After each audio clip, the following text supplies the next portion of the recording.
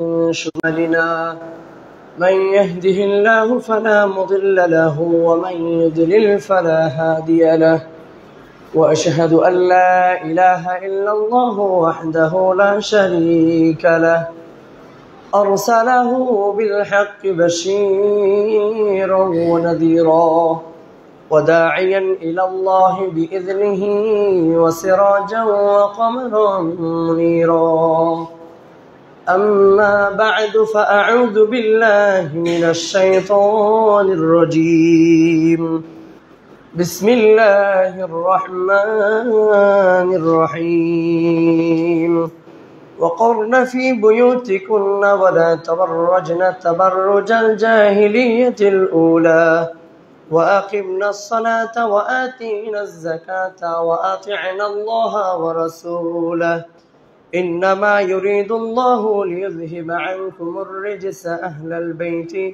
ويطهركم تطهيرا إلى آخر الآية. عن سهل بن سعد رضي الله تعالى عنه قال رسول الله صلى الله عليه وسلم من يضمن لي ما بين لحييه وما بين رجليه أضمن له الجنة رواه البخاري ومسلم. আলহামদুলিল্লাহ, সমস্ত প্রশংসা যাবতীয় গুণগান সেই মহান রব্বুল আলামিনের জন্য, যে মহান রব্বুল আলামিন দয়া করে মেহেরবানি করে প্রতি সপ্তাহের ন্যায় এই সপ্তাহেও ইয়াউমুল জুমআ, জুমার দিন জুমার সালাত আদায় করার উদ্দেশ্যে, জুমার খুতবা শ্রবণ করার উদ্দেশ্যে যেই মহান রব্বুল আলামিন মসজিদে আসার, বসার এবং খুতবা শ্রবণ করার তৌফিকটুকু এনায়েত করেছেন, সেই মহান রব্বুল আলামিনের দরবারে শুকরিয়া আদায় করি। সকলেই বলি আলহামদুলিল্লাহ। অথপর অজস্র অগণিত শান্তির দ্বারা দরুদ ও সালাম বর্ষিত হোক সেই নবীর প্রতি, যার অক্লান্ত পরিশ্রমের মাধ্যমে, যার অক্লান্ত পরিশ্রমের কারণে আজ আমরা খুঁজে পেয়েছি শান্তির ধর্ম ইসলাম। তাই সেই নবীর প্রতি দরুদ পাঠ করি। সকলেই বলি সাল্লাল্লাহু আলাইহি ওয়াসাল্লাম। মুআজ্জাজ মুসল্লিয়ান ইকরাম, সম্মানিত হাজরিন, আজকে সংক্ষিপ্ত খুতবায় যে বিষয়টি নিয়ে আলোকপাত করার ইচ্ছা পোষণ করি, যে বিষয়টি নিয়ে কথা বলার ইচ্ছা পোষণ করি, সেই বিষয়টি হচ্ছে পর্দা না করার ভয়াবহতা।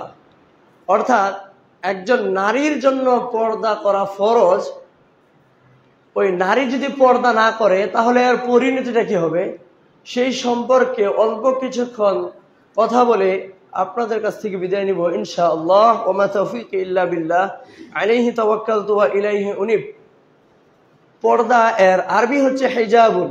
হিজাবুন এর অর্থ হচ্ছে পর্দা বা ঢেকে রাখা বা আবরণ করে রাখা। বা নারী হচ্ছে পর্দায় থাকার বস্তু, নারীরা হচ্ছে পর্দায় থাকবে। তো এ সম্পর্কে মহান রব্বুল আলামিন তার মহাগ্রন্থ আল কুরআনুল কারীমের সূরাতুল আহজাবের 33 নম্বর আয়াতে একটি আয়াত উল্লেখ করেছেন, একটি আয়াত নাজিল করেছেন, যেখানে মহান রব্বুল আলামিন বলেছেন ওয়াকরনা ফি বুয়ুতিকুন্না ওয়ালা তাবাররাজনা তাবাররুজাল জাহিলিয়াতিল উলা। যে ওয়াকরনা ফি বুয়ুতিকুন্না, যে হে নারী সম্প্রদায়, তোমরা তোমাদের নিজেদের গৃহে অবস্থান করো, তোমরা তোমাদের নিজেদের ঘরে অবস্থান করো। ওয়ালা তাবাররাজনা তাবাররুজাল জাহিলিয়াতিল উলা, তোমরা জাহিলি যুগের নারীদের মতো হয়ো না, জাহিলি যুগের মেয়েদের মতো তোমরা হয়ো না। তো জাহিলি যুগের নারীদের কথা এখানে কেন বলা হয়েছে? তো আমরা প্রত্যেকে জানি জাহিলি যুগের নারীরা তারা ইসলামের বিধিবিধান মানত না, তারা শরীয়তের বিধান মানত না, তারা বেপরদায় চলাফেরা করত, তারা নগ্নভাবে চলাফেরা করত, মাথার চুল খুলে দিয়ে ঘোরাফেরা করত। এই জন্যই মহান রব্বুল আলামিন তার পবিত্র কুরআনুল কারীমে বলেছেন যে ওয়াকরনা ফি বুয়ুতিকুন্না, হে নারী সম্প্রদায়, তোমরা তোমাদের নিজেদের গৃহে অবস্থান করো, তোমরা তোমাদের নিজেদের ঘরে অবস্থান করো। এবং ওয়ালা তাবাররাজনা তাবাররুজাল জাহিলিয়াতিল উলা, এবং তোমরা তোমাদের নিজেদেরকে জাহিলি যুগের নারীদের মতো করে পরিবেশন করিও না, তোমরা তোমাদের নিজেদেরকে জাহিলি যুগের নারীদের মতো করে উপস্থাপনা করিও না। যে ব্যক্তি, যেই নারী, যেই মহিলা সালাত আদায় করবে এবং যাকাত প্রদান করবে, ইসলামের বিধিবিধান মেনে চলবে, পর্দা করবে এবং নিজের লজ্জাস্থানের হেফাজত করবে, তার জন্য জান্নাতের 8টি দরজা খুলে দেওয়া হবে। সে যেটা দিয়ে ইচ্ছা সেটা দিয়ে জান্নাতে প্রবেশ করতে পারবে। সুবহানাল্লাহ, সুবহানাল্লাহি ওয়া বিহামদিহি, সুবহানাল্লাহিল আযীম। তো শর্ত হচ্ছে কি যে নিজেদের ঘরে অবস্থান করতে হবে এবং কি জাহিলি যুগের নারীর মতো হওয়া যাবে না। তো রাসূলুল্লাহ সাল্লাল্লাহু আলাইহি ওয়াসাল্লামের কাছে এই ওহী যখন নাযিল করা হয়েছে, তখন রাসূল সাল্লাল্লাহু আলাইহি সাল্লাম আমাদের নারী সম্প্রদায়কে এই সম্পর্কে সচেতন করেছেন এবং আল্লাহ নবী সাল্লাল্লাহু আলাইহি ওয়াসাল্লামের কাছে অসংখ্য অগণিত হাদিস এ ব্যাপারে উপস্থাপনা করা হয়েছে। এ ব্যাপারে অসংখ্য হাদিস আল্লাহ রাসূল সাল্লাল্লাহু আলাইহি সাল্লাম আমাদের মাঝে লিপিবদ্ধ করে রেখে গিয়েছেন। তো সেখানে আল্লাহ নবী সাল্লাল্লাহু আলাইহি সাল্লাম যখন মেরাজের রাত্রে জান্নাত এবং জাহান্নাম দুটোই দেখলেন, তখন রাসূল সাল্লাল্লাহু আলাইহি সাল্লামকে জান্নাতের নাজ নেয়ামত সবকিছু দেখানো হলো এবং জাহান্নামের আযাব সম্পর্কে সবকিছু দেখানো হলো। যখন জান্নাতের নাজ নিয়ামতগুলি দেখেছেন, জান্নাতের নাজ নিয়ামতগুলি উনি সবকিছু দেখে আসছেন, তারপরে তাকে জাহান্নামের আযাব, জাহান্নামের শাস্তি, কোন পাপের কারণে কোন শাস্তি দেওয়া হবে, কোন পাপের কারণে কোন ভয়ানক শাস্তি হবে, সে সম্পর্কে আল্লাহ রাসূল সাল্লাল্লাহু আলাইহি ওয়াসাল্লামকে দেখানো হয়েছে। তো সেখানে নারীদের পর্দার ব্যাপারে, পর্দা না করার ব্যাপারে এমন কিছু পাপ রয়েছে, 6টি পাপের কারণে নারী সম্প্রদায়ের মধ্যে অধিকাংশ নারী জাহান্নামে থাকবে। তো রাসূল সাল্লাল্লাহু আলাইহি সাল্লাম একটি হাদিসে বলেছেন, যে ব্যক্তি সালাত আদায় করবে এবং যাকাত প্রদান করবে, রমজানের সিয়াম সাধনা করবে এবং পর্দা রক্ষা করবে এবং নিজের লজ্জাস্থানের হেফাজত করবে, সেই নারী নিশ্চিন্তে জান্নাতে প্রবেশ করবে। সে ব্যক্তি কি তার জন্য জান্নাতের 8টি দরজা খুলে দিবেন আল্লাহ রাব্বুল আলামিন। তারা যেটা দিয়ে ইচ্ছা সেটা দিয়ে সে জান্নাতে প্রবেশ করতে পারবে। অত্র হাদিস থেকে বোঝা যায় যে নারীদের জন্য জান্নাতে যাওয়া খুবই সহজ। নারীরা জান্নাতে খুব সহজেই প্রবেশ করতে পারবে, জান্নাত খুব সহজেই লাভ করতে পারবেন। কিন্তু অপর একটি হাদিসে আল্লাহ রাসূল সাল্লাল্লাহু আলাইহি ওয়াসাল্লাম বলেছেন যে একবার আল্লাহ নবী সাল্লাল্লাহু আলাইহি ওয়াসাল্লাম ঈদুল আজহার দিনে, ঈদুল ফিতরের দিন অথবা ঈদুল আজহার দিনে ঈদগাহের ময়দানে উপস্থিত হলেন এবং সেখানে উপস্থিত হয়ে আল্লাহ নবী সাল্লাল্লাহু আলাইহি ওয়াসাল্লাম নারী সম্প্রদায়কে লক্ষ্য করে বললেন, হে নারী সম্প্রদায়, শোনো, তোমাদেরকেই বলছি যে তোমরা বেশি বেশি দান সদকা করবে, তোমরা বেশি বেশি দান করবে। কেননা এই সম্পর্কে আল্লাহ রাব্বুল আলামিন আমাকে অবগত করেছেন, আমাকে জানিয়ে দিয়েছেন যে হে রাসূল, আপনি আপনার নারী সম্প্রদায়কে, আপনি আপনার উম্মতদেরকে স্মরণ করিয়ে দিন, তাদের যে নারী সম্প্রদায় রয়েছে তারা যেন বেশি বেশি দান সদকা করে। তো আল্লাহ নবী সাল্লাল্লাহু আলাইহি সাল্লাম যখন এই বক্তব্য দিলেন, তখন আল্লাহ রাসূল সাল্লাল্লাহু আলাইহি সাল্লাম বললেন যে আমি যখন জান্নাত এবং জাহান্নাম দুটোই গ্রহণ করেছি, আমি যখন দুটোই দেখেছি, তখন আমি জাহান্নামে অধিকাংশ অধিবাসী যারা তাদেরকে আমি দেখেছি, তারা হচ্ছে জাহান্নামের অধিকাংশ অধিবাসী হচ্ছে নারী সম্প্রদায়। এই জন্যই আমি তোমাদের মাঝে ঘোষণা দিলাম, তোমরা বেশি বেশি দান সদকা করবে জাহান্নামের আগুন থেকে হেফাজত করার জন্য, জাহান্নামের আগুন থেকে বাঁচার জন্য, জাহান্নামের আযাব থেকে বাঁচার জন্য। তো এই বলে রাসূল সাল্লাল্লাহু আলাইহি ওয়াসাল্লাম আমাদের মাঝে এই হাদিস দ্বারা স্পষ্ট বোঝা যায় যে জাহান্নামের অধিবাসী হচ্ছে অধিকাংশই নারী সম্প্রদায়।